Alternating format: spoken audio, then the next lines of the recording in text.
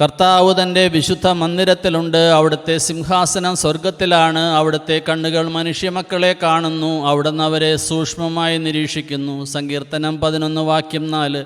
ഈശോയെ അവിടുന്ന് എന്നെ സൂക്ഷ്മമായി കാണുന്നു. ഈശോയെ അവിടുന്ന് എന്നെ സൂക്ഷ്മമായി കാണുന്നെന്ന് കാണുവാൻ എനിക്ക് പറ്റാത്തത് എൻ്റെ കണ്ണുകൾ മൂടപ്പെട്ടത് കൊണ്ടാണെന്നും അവിടുന്ന് അറിയുന്നു.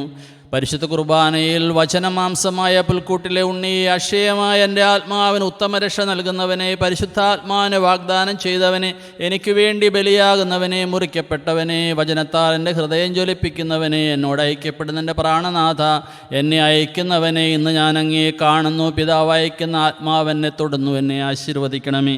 നമ്മുടെ കർത്താവ് ഈശോ മിശിഹായുടെ കൃപയും പിതാവായ ദൈവത്തിൻ്റെ സ്നേഹവും പരിശുദ്ധാത്മാവിൻ്റെ സഹവാസവും കുർബാനയുടെ അമ്മയും അതിസക്രാരിയുമായ പരിശുദ്ധ കന്യാമറിയത്തിൻ്റെ വിമല ഹൃദയം വഴി നമ്മിൽ നിറയട്ടെ.